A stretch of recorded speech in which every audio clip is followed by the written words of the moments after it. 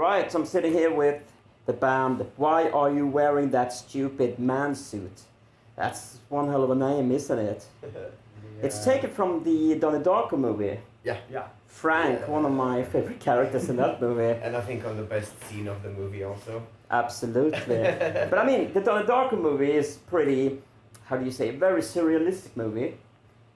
Is it something that you think your music are as well, like surrealistic? Why did you take that name? Was it because you wanted to have the same feeling as in the movie? You have to answer that. Yeah, exactly. Yeah, to a certain extent. But also because it's a good line, so people remember it, and even people who don't remember it from the movie still think it's a good name. And I like it being a question, like why do you wear that mask? So yeah, so that's definitely the name, because it's a cross between this surrealistic and how to say, the serious. Yeah. But the movie is also about this character who knows he's about to die, or he knows something really bad is about to happen. Well, is it the same with your band? There's something bad's going to happen with but this band. But I think we've been doing music for, I don't know, probably the same amount of time. Yeah. And nothing good happened, so probably, yeah. I think this is the... But I think like music-wise in our songs and in our music, I like the way you put it. That is like an ominous feeling that sooner or later things are gonna go totally to the crapper. Or ape shit. Yeah. Or ape shit. Or ape shit. Yeah, right. And personally, I like that feeling, and I haven't really thought about it, but now when you said it, I like that the description now. But if we talk about this movie, it's a movie that's very, how do you say, it's full of a lot of strong images. And when I think about strong images, I also think about like the image a band put up with. I know, we in Gothenburg right now we have bands like Goats, and they have a very, very strong image, and it feels like you're having an image as well. Mm-hmm. Do you think image is something very important for bands today? Is it more important today than like 10 years ago, when you can go up and just look like Kurt Cobain in a flannel shirt, and you know what I mean? And I think so. Really, that's maybe not why we're doing what we're doing, but you need to stand out somehow. Yeah, but on this case, this is the first band that we are kind of incorporating a character when we are on stage. Yeah. We're doing what we want to do. This is what we want to show. But I talk in my case, I never had a chance to be a character on stage. I'm always me on stage. So I talked about this, and this kind of like got a little bit stuck, and I interpretate the character. That's not me who is on stage. But who is this character compared to the real you? It's the bitchy character that probably everybody... More bold, more... Exactly, more the bitchy one, the one that just, I don't know. And probably, yes, that image also reflects, because a part of what we're doing, because of what we want to do, we also want to shock, like, take it no matter what, that suit that you're wearing, that non-suit that you're wearing, whatever, but also, yes, shock people with the image. We don't think about it that way, we're just on the way that, this is what we play and this is what you're gonna get, so... You have a lot of images as well, like you have your symbol, and I'm seeing your stage, there's a lot of images. Is the image thing, is it a part of the character thing, or is it more like a brand? It's a big difference to have like an image and a brand. Is it a way to brand your band? I've to some extent, but I also like, I don't know how to put it without it sounding very stupid. Like a stupid man suit. We're here. No, but but it's sort of a fascist symbol, really. The symbolism. I think I'm not gonna say the swastika, but I'm gonna say if you know The Wall by Pink Floyd and Roger Waters, the imagery of the two hammers, like just the symbol of this weird fascist party is starting, or whatever it is.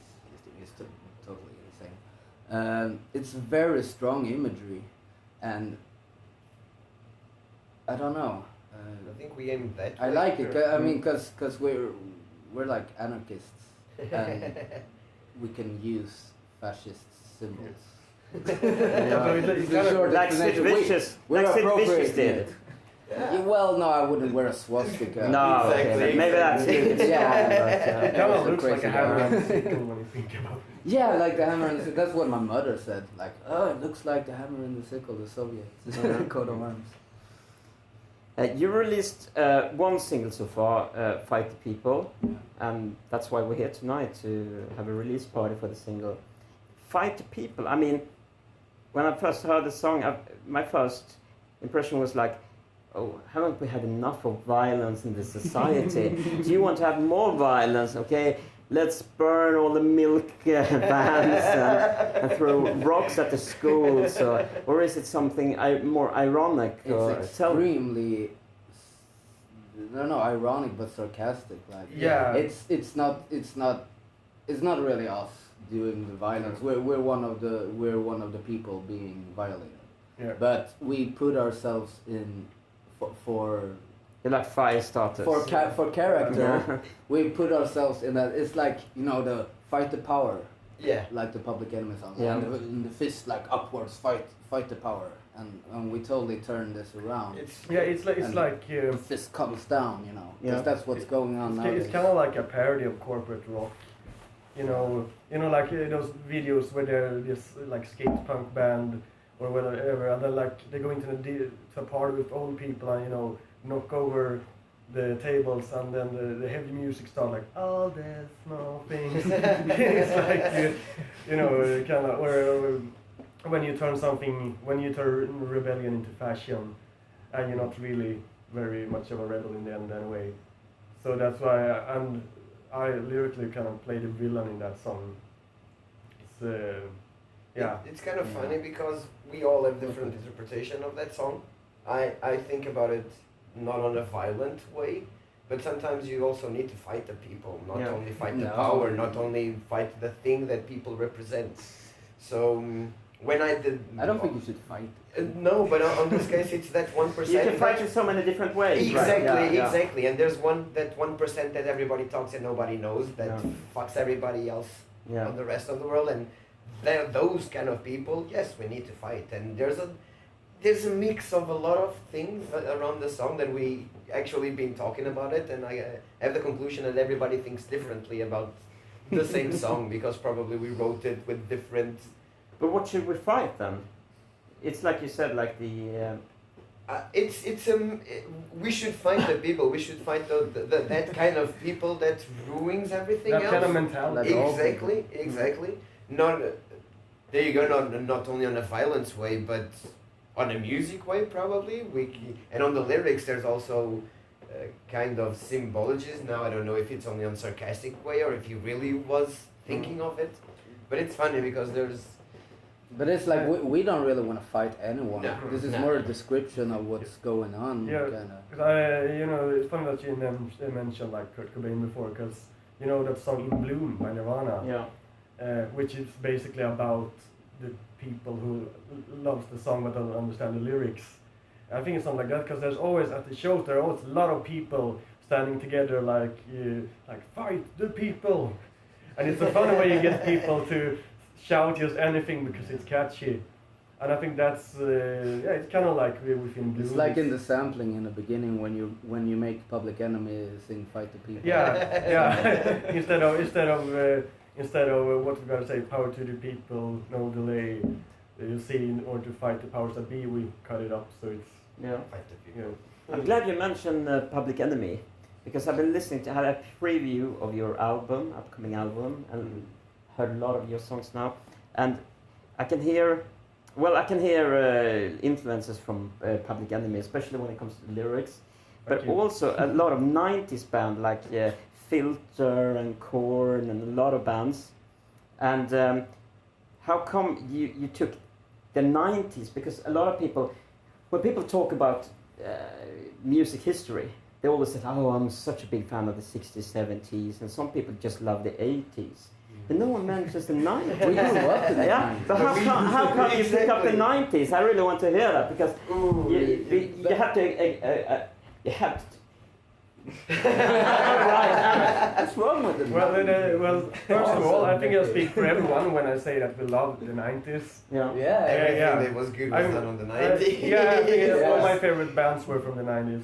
And yeah, we were influenced by the music, but also I think that, because I mean, sound engineering was pretty much, you know, At the Yeah, peak, yeah, 90s is when no, Logic no, is introduced to the music Yeah, industry. no, I think the peak was like in the 70s somewhere.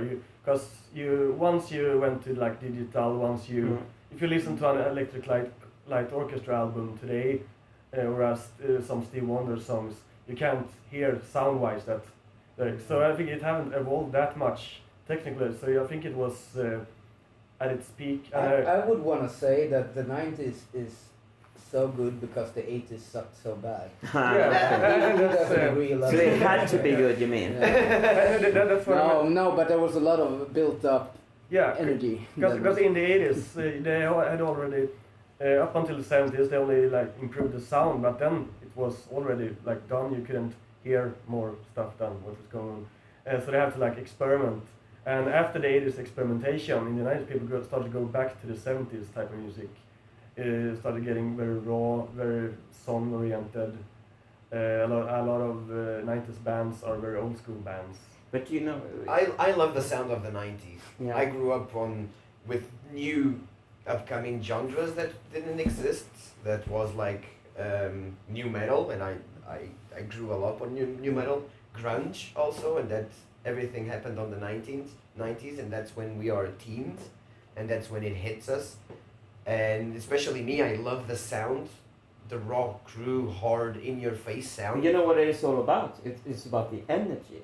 It's Yeah. not the thing. Exactly. Because yeah. I mean, if you take Pixies and Nirvana and compare that to like the 80s bands, they were so technical, but in the 90s it wasn't really how you played it. It was just about the energy. Exactly. And even if you listen to like the electro music, like the Yes. German Yes. Euro techno, it's so Exactly. much more energy Exactly. compared to the Exactly. 80s disco songs. Yes. And that brings us to the next question. Because the next question is about energy. I mean, fight the people. Imagine you go out on like 200. I mean, you go out and do like 200 gigs a year. How can you find this energy to go up on stage and scream your throat out and heart out and about fight the people? I mean, it's all about the energy. Where do you get the energy from? Well, just look at this place. It's I mean, if I can do this for a living every day, I totally would. Yeah, I've been wanting to do that for ages. I don't think that would not. The power that you give on stage is, I think, then that's a thing that musicians talk about a lot. That there's no comparison about the adrenaline that you feel Yeah. when you go on stage. There's no alcohol, no cigarette, no drug, no spliff that can make that same amount of It's true, yeah. of I don't know. High on life. Yes, and no, Yeah. and that, and I think I already talked with him about this. I never prepared the gig so much how I prepared for this one because of everything that it represents. And it's kind of like I'm not nervous. I'm with butterflies. But the moment that I hit 4 sticks, the sticks 4 times, or there's a noise coming, that's why I'm there. And that boost of energy goes to 100%, and at least that's me. I will not change that. It's pure love. And I mean, if one night, like if you do 200 gigs a year, like if one or several of those nights you don't feel it, which of course is gonna happen if you do 200 gigs a year. Some of them will be off nights that I don't want to do this really, but you have to. Then you fucking find it, because it's like 1 hour maximum. You're up there. Yeah, Just fucking do it. Don't stop whining. Yeah. Yeah, You yeah. just have to put it there, yeah. Yeah.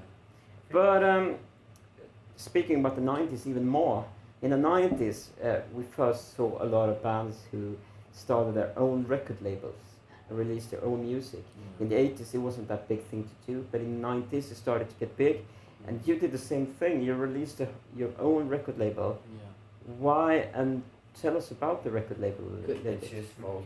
Yeah, should I take it from Take the the start? from the start. Yeah. Because we had a single, you know, we recorded it 2 years ago and released it on Spotify. We were gonna do this is like 2 years overdue, but what can you do? We had a record company, a local record company in Gothenburg that had kind of promised us that they were gonna release it. But then there was a co-worker in Stockholm, of course. Always those. Real or made up, we don't know, who said no. No, we won't really release it. So it's like, okay. But he's a great guy, he runs the company. So like, oh, what the fuck? Create your own label. And he helped us with advice and stuff. And so like almost a year later, here we are. We just finished the company and released our first single, and I think it's the way to do it nowadays. Like either you get a fucking universal contract or do it yourself. There's really no point in. And it suits your image as well.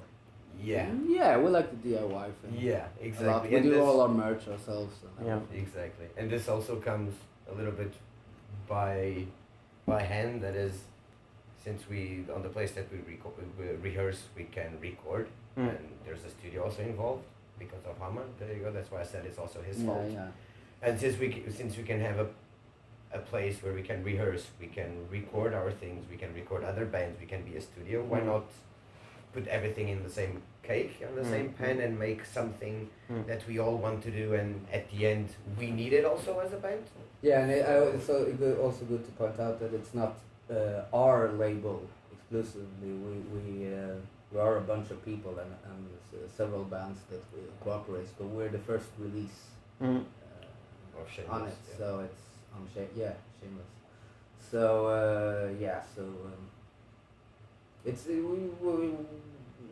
it's a real record company, not just an ad hoc thing, but yeah, it's totally indie. I had a preview of your heard the whole record, so but I don't want to tell so much about it. You have to tell Yeah, us about it. It's not. How I mean, Fight the People song. Do you think it's is that the kind of spirit that's in the whole album? No, But no, the thing is, what you gotten is not an album. It's it kind of is a demo, really. A pre-production of. All right, I'm out of here. Promise me a whole album. No, you can open it. You can call it. You can call it a pre-production. That's Okay, yeah. what we want to Yeah. feel as an It's album. not. Yeah, because I was gonna be fishing because re-recorded. Exactly. I was fishing because all the songs are very different from each other. Yeah. Exactly. And that's what I want exactly. to hear from you, that Yeah. the songs are different, but I can also feel the energy in every song, even if it's like a calm, soft song. It's still the same energy that's in the Fight the People song, and This is a thing that we've been working since we joined up together, and since there are phases and times on bands and Yeah. the time passing, I think the first 2 years of band, that was what we would call swing and roll, the erotic death funk that we came up with. So when people ask, so what do you play? And I'm fed up of answering the same thing, rock and roll, but it's not rock and roll because we don't basically It's play hard. rock and roll. It's hard. So I came up with the thing of calling erotic death funk because it's a mix of everything, and that stuck. And eventually those first 8-10 songs that we did is on that feeling. Until the last year, we kind of started to make our own sound because we've been looking for a bass player and shit happens all the time around that. And probably we started to what we consider now our sound and what we want to do probably in the future. And that's why there's a mix so big on that demo. And that's why we want to also, and this is the thing that we're going to do today, that it's record the show live, because we think that this show has a little bit of more that erotic, that funk that we're talking about, and we can do a live recording of it on a DVD and even a 10-inch or something, and then separate that little difference between the erotic death funk and that awesome kick-ass rock and roll album that we hopefully expect Oh to man, that's a achieve. good answer. Yeah. Yeah, so that's why this is a 2-year garage band that stayed in garage and not saying that, we are a band and we rock and roll and we do shit how it's supposed to do. But it's also like we're told like we're a concept band, like we want to do kind of do concept albums, but we also have a shitload of songs that goes into different concepts, so we're in the phase of trying to figure out what we're gonna do with them. And, What goes where? Yeah, what goes where. And so we recorded them decently enough. It was very hot that day, but and we offer them tonight. Like you buy the single, you get it. We just want to share what we're doing with people, like nothing official. And we're still in the phase of trying to determine which songs go where, which will be on the big rock album, which will be on Erotic Death Funk, and should we do a noisy punk EP as well, or we're in that territory, I think, of songs, of thoughts about the songs. But tonight you have a release party for a single. So what's the next phase? Are you gonna try to get some gigs or work with this album and see which song suits on the album, or tell us about the plans. We will continuously work on the album, and eventually set like dates when we'll record properly. But now I think it's the live phase. At least this autumn, we got a bit late with everything for the summer, but on this autumn we're gonna play live, and that's also a big reason why we did the single. Like, you need a record to sell when you thing. I don't want to go to a concert and like, this was awesome, I want to buy your album or whatever. It's like, oh no, but we don't have any. Maybe on SoundCloud. No, it doesn't work. There's also a reason we chose this single, because it's very, how do you say, it's, I guess it would be exaggerating calling it commercial in that sense, but for being us, it's a very catchy single. It's very easy to sell it like a single. I mean sell it like if you show the song to people, everyone goes, oh, that sounds great, and I think it's a good, enticer, so people will get interested, and then they go to the live show and see us do all this crazy stuff, like, so that single's kind of like advertising for us as a band, and then you get to go dig deeper into it. And I think that's what the record's gonna be about, is digging deeper. So check out the single, get interested, and then we're progressively gonna show more of our true selves. How it goes today, that's also it's a new thing, we're gonna try it out. It's a recording of a live show to put it on a 10-inch or a DVD or something like that. So we have to see how that goes also. But if everything goes smooth, how we think it goes, probably that will be the next physical thing. Of course, like Chris said, also we'll see on the what autumn, happens. playing is the thing that we really want to do now. Now it's the time to just hit the road and just. Because we're play. definitely a live band. We're a recording act as well, of course, but it must be live, or it's not gonna be as good for real. That's not true for all bands, but for us it is. It's not that. Yeah, we're really good live, but it's like it's a different thing.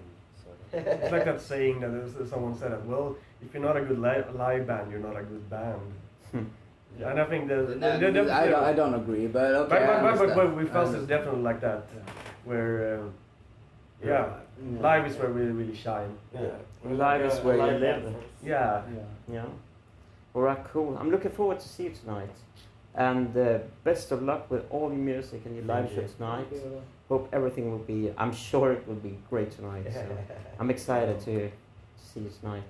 Thank you so much for having me. Thank you. Why are you wearing that stupid man suit? Brilliant. Thank you very much. Thank you very you. much. Cheers.